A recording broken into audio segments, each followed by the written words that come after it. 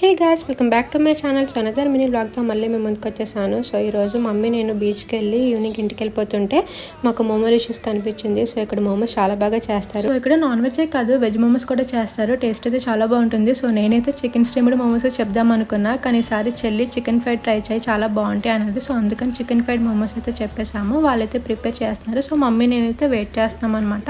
Chicken fried momos నేను ఎప్పుడు try చేయలేదు, ఇదే ఫస్ట్ టైం. చెల్లి స్టీమ్డ్ కాకుండా ఫ్రైడ్ మోమోస్ ట్రై చేయి, చాలా బాగుంటాయి అని అన్నది. సో అందుకని చికెన్ ఫ్రైడ్ మోమోస్ అయితే చెప్పాము. సో చూసారు కదా, అప్పటికప్పుడు వేడివేడిగా చేసి ఇచ్చారనమాట. సో దీని కాస్ట్ వచ్చేసి 70 రూపీస్.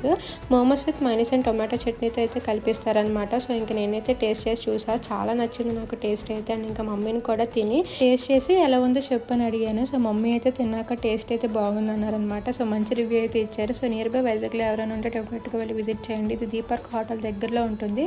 సో అంతే, ఇంక వీడియో నచ్చిందని ఛానల్ సబ్స్క్రైబ్ చేసుకోవడం మర్చిపోకండి. బాయ్.